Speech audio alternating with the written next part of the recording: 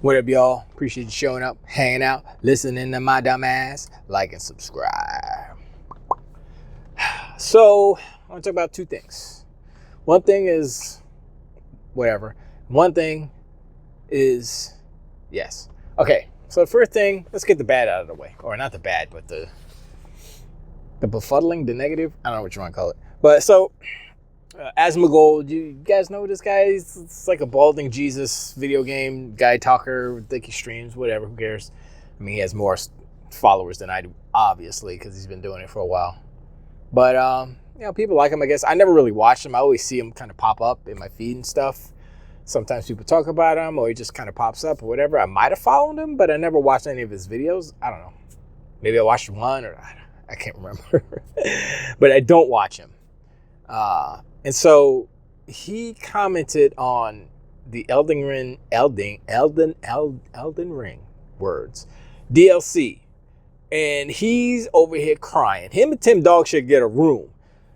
He's over here crying because it's too hard. Oh, the game is too hard. Oh. And he's like, what?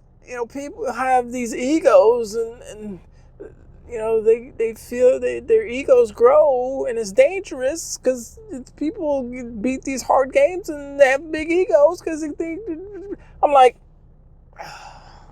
okay, first let's break it down. Just a video game, okay? 2, the reason why I have a problem with what he said, I watched Fratanga's video, and this is where I get like all my information, not all my information from, but this is what I got the whole gist of it from, basically. And he broke it down real good. So shout out to Fratanga. But anyway, Asmondgold was like, what did he say? The main thing that irked me was he said that the bosses, this is the issue with the Elden Ring DLC is that the bosses are too hard, right? And so he said that the bosses are programmed for you to win, right? And so I'm like, that's not how games work. First off, no, that's not how. If that was the case, then it would just be like you put the controller down and you just watch the game play itself, because if it was programmed to win, you wouldn't have to do anything, right? Or no matter what you did, you would win, right? That's not how it works. Okay. Games are programmed to have challenge, to have puzzles, to keep it interesting, funny if there's comedy in there, whatever the coder decides. Coding is a crazy different art, because it's not just about logic, it's about graphics and how the coder can manipulate the hardware to make almost impossible things possible, basically.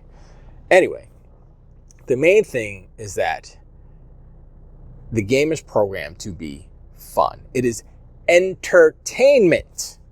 Now, some people be like, oh, this is too hard, this is not fun, it's not entertaining. Fine, that's you. Go back and play some romper room games or something, whatever. Some people are masochistics. Some people like it rough, if you know what I mean. And some people like punishment. And some people love Elden Ring. Some people beat Elden Ring. Some people didn't.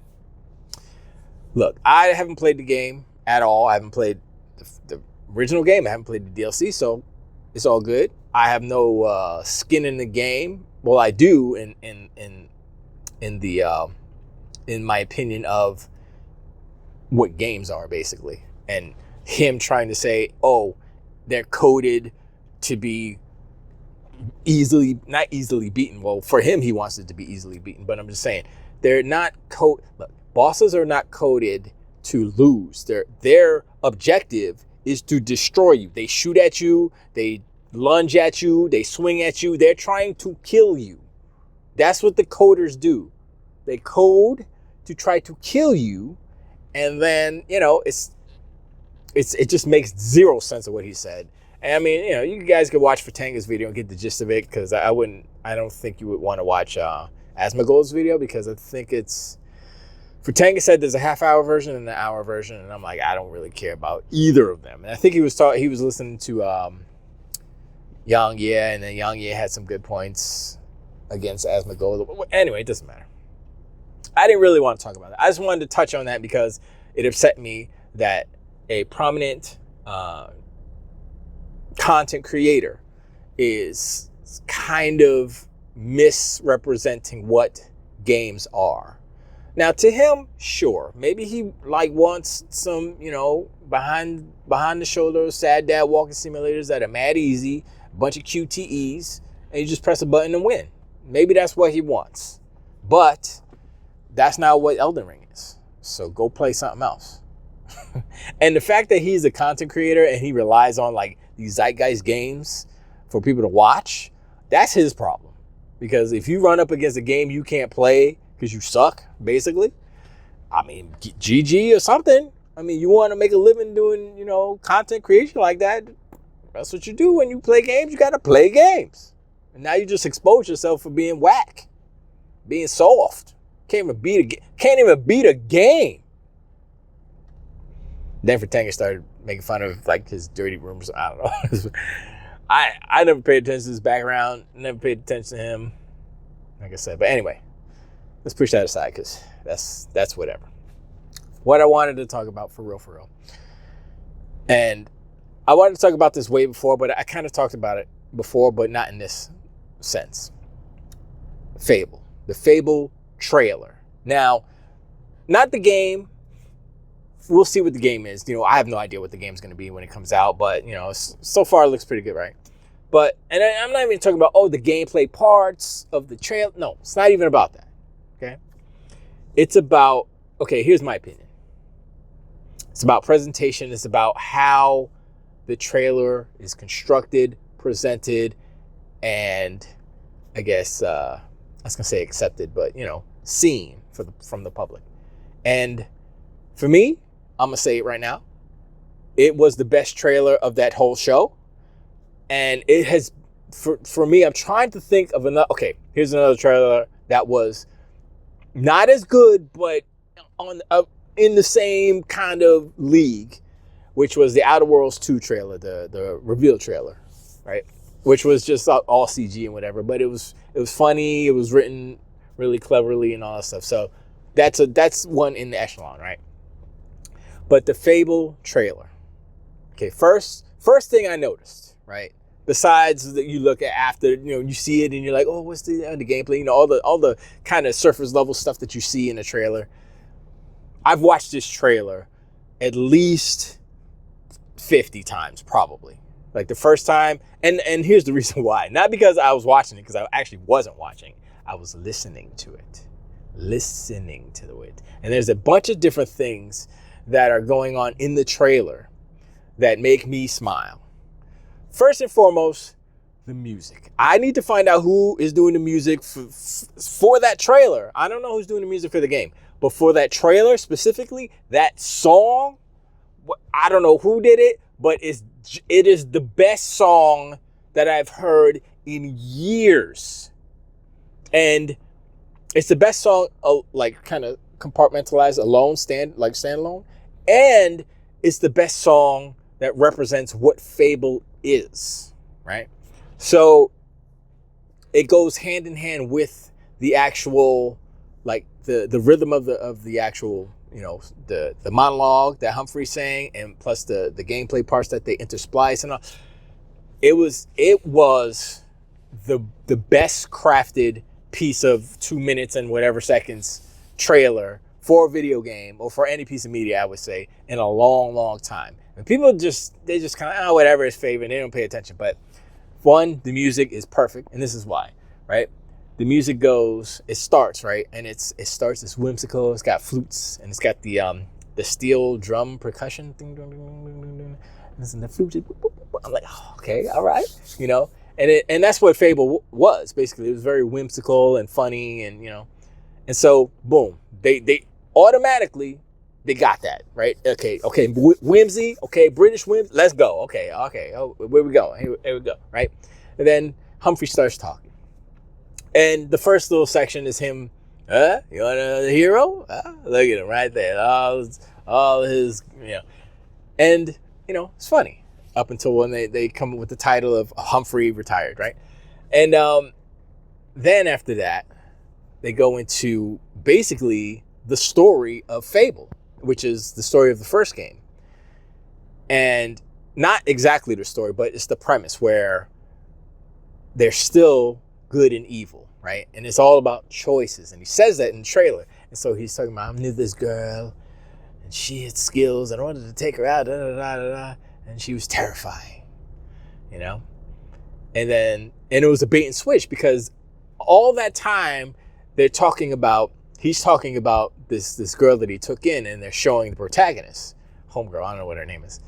And they're showing her do all the stuff, killing her with the magic arrows and stuff and all that stuff, right? And they do a bait and switch at the end and say, boom, Humphrey, she comes through. Humphrey, she's back. So it's somebody else. It's maybe that girl that she was with at that one scene where she says, I'm a hero, I can do whatever I want, right? Maybe. Or maybe that's another bait and switch. Because there were rumors, somebody had a theory that the bad guy at the end who says, I'm going to fix it and I want nobody's going to stop me or whatever, was Lena Headey. And I was like, maybe. Anyway. So the bait and switch was cool. The premise is Fable, I would assume that it would affect your characters' faces and stuff. That would be cool. I mean, it would make sense to have that.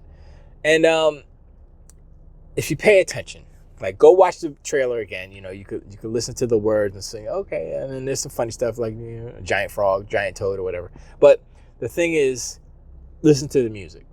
Because the music, like I said, it's really good. And you hear the different layers. And first it's whimsical, right? And then you hear the strings and they're like, they're giving you a tempo. Right? Then the strings come in. And they hit you with the stand, right? They hit that a couple times, right? And like that first part is there. And then the second part, okay, and keeps going. And then the second part they add in, I believe it's an oboe, and it's still playful, it's still whimsical, but he's building layers. And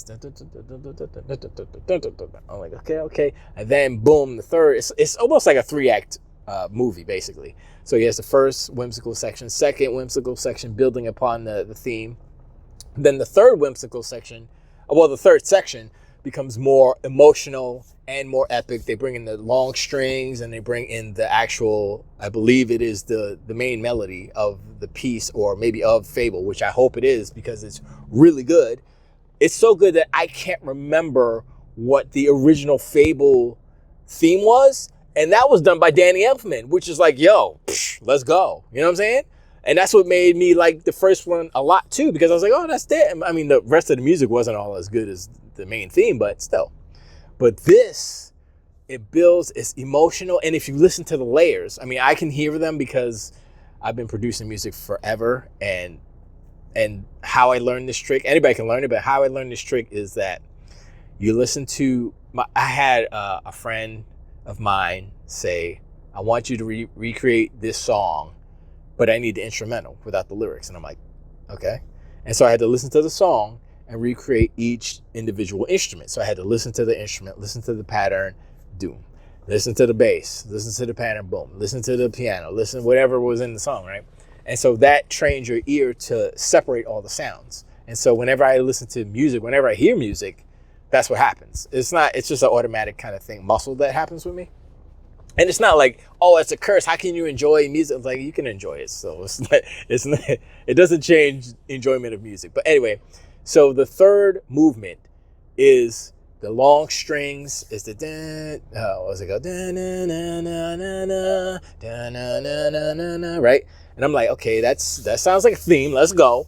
And then and below those low strings, below that main theme is still the whimsical. It's changed, but the rhythm is still there. It's the flute. I mean, they put flutes. Well, flutes were already in there, but they had the flutes, the strings, everything was still in there. But of course, it's a little bit buried, and yeah, it's so good. And then they have the horns. I'm like, yo, they went in. And then at the end, when they show where he says Humphrey, he's back, and then they do the title screen, Fable. That's when it hits that it's not a xylophone. It's wow, why can't I remember the name of that instrument? But it's the Fable bells. It's like the Harry Potter bells. Ding, ding, ding, ding, ding, ding. I was like, oh. And it was the same melody as the long strings in the third movement. So I'm like, oh, that seems like that might be the theme. And if it is, bottom line, I want that as an instrumental, and I will play that all day, 24 hours, all the time. That's how good that is. And I've only done that on a couple of tracks. I've done that on the title track of The Outer Worlds. That's a really good song. I think they use a bass, not a bass oboe. I forgot what horn they use, but it's a very non-lead instrument that they use. And I'm like, it's really good. Anyway, this is the music nerd coming out of me. But look,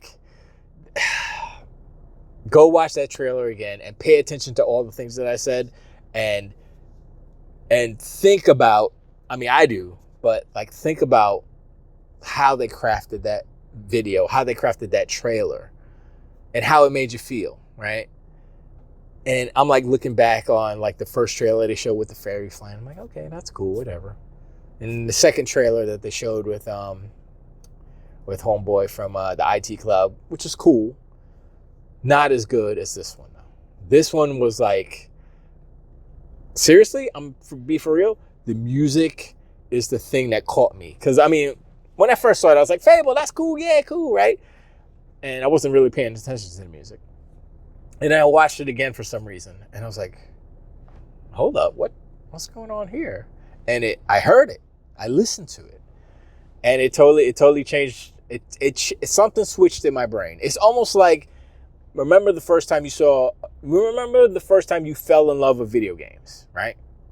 That's the feeling I kind of got when I listened to that Fable trailer, and I put all the pieces together, and I listened to the rhythm, and I listened to the words they were singing, and I saw how they were explaining the game without it being just smack in your face. The game is about this, the game is about that. You know, you got Humphrey, he's there, he's kind of telling you a story. And also, one thing that they've done on both trailers is that they've broken the fourth wall. The character, the giant in the first one, and the hero of Albion, retired, in the second one, they're talking to us, the audience. What other game is doing that? What other game, what other trailer, what other game period is literally saying, hey, oh, because his first words are, oh, it's you. And he's talking about us because we're watching the trailer. And it's like, yo, I'm like, it's a British thing, probably, or it's the writers. It doesn't matter, but it works so well on so many levels that I'm like, look, they should probably keep that in the game somewhere, like have like a through line, maybe like a narrator that's there talking to, I don't know. But that is such a cool device for like storytelling and introducing, you know, characters, games, whatever, to the audience with comedy, you know, good comedy, obviously. And it just makes me feel good, and it gives me hope. Once again, hope that video games aren't just bang, bang, shoot, you know, money hack, collect the money, collect the, you know, games of service, blah, blah, blah. You know what I mean? This is the feeling that I want from games, where it's like, it's the thing about Fable, and this is throughout, I would say, the first and second game, because I actually never played the third game, but you have the whimsy, you have the humor, you have the magical, mystical stuff, but there's also some serious tones there. And so it's like everything that you could possibly want in a game as far as funny, humor, action, and emotional beats are in Fable. And so it seems like to me that they're going to hit that too. Now, as far as the relation between our hero, our protagonist, and the bad guy, are they going to be siblings like the first game? Who knows? Or was that the second game? I can't remember. I think it was the first game, right? or the second game, it doesn't matter. So, or is it that if you are the evil, if you play evil in Fable, then Humphrey is literally talking about you, and you have to fight Humphrey and the good, not good version of you, but the good hero that would have been you, except you went evil. You know what I mean? That would be kind of cool, maybe, if they do something like that. Yeah, I mean, look, I'm excited about it. I didn't think it would be that excited. I'd be like, oh, I like the other games. I'm going to play this one too. Cool, But like I said, sitting down, listening to it, kind of not analyzing it, but just listening, paying attention, has got me more hyped than I thought I would be. And I'm going to scour the internet later to find an instrumental of that track, or I'm going to recreate it myself. If you can't find it, make it. So that's what's going to happen. But yeah, that gave me the nipple tickles. I don't know what that is, but that's fun though, right? Nipple tickles. Anyway, appreciate y'all hanging out, shutting up, listening to my around. Like and subscribe. We're closing in on 1,000. I appreciate you guys. I appreciate all the love, and I appreciate all the comments. Like I said, I try to thumb up every comment I read them. I'll thumb them up. Even if you're talking shit, even if you call me funny names and stuff, I'll thumb it up. Also, to answer the question in chat, I forgot who it was. My bad. But they asked me what kind of truck, what my office is, and it is a 2003 Trailblazer, 4.2. It's not an SS. I wish it was an SS, but they're very rare and very expensive. And yeah, I mean, she kind of looks like an SS because I put SS rims on it and stuff. But yeah, I got the AC fixed now, so I get close to winning. Dude, my AC was broken for a while, and I was like, it's 1,000 degrees down here, so let's fix that. And the actual fix wasn't as bad as I thought it was. I didn't take it to a place. I fixed it myself, so I'm a little handy. Anyway, yeah, so that's the answer to that question. I think there was another question in chat, but I can't remember it right now. But if you guys ask me questions in chat, I will, if I remember, I will definitely answer them. No problem. I think they did ask some questions. It was more console war-y questions, like, what did I forgot what it was. It was about money hatting. It was Microsoft and Stalker 2. And I explained that in a previous video where Stalker, they're funding it basically. So and I had no problem with Street Fighter 5 and all that stuff because Sony funded it because they needed the money, blah blah blah. So that's not, but last short thing. But Sony doing a money hat after the fact because this game was supposed to release simultaneously on PlayStation, PC, and Xbox, and all of a sudden, Xbox is gone from the trailer. And oh, oops, we're having trouble. It's not up to our standards. That's BS. If it was that, they could say, okay, it's going to be delayed, but keep the badging up. Why would you take the badging off if Sony paid you not to take it off? Basically, why would you take it off? That's the thing. To look like it's not on Xbox. To look like it's only on PlayStation. That's why they did it. And that's why they money had it. Anyway, thank you for showing up. Subscribe, and I hit you guys up on the next one. Till the wing.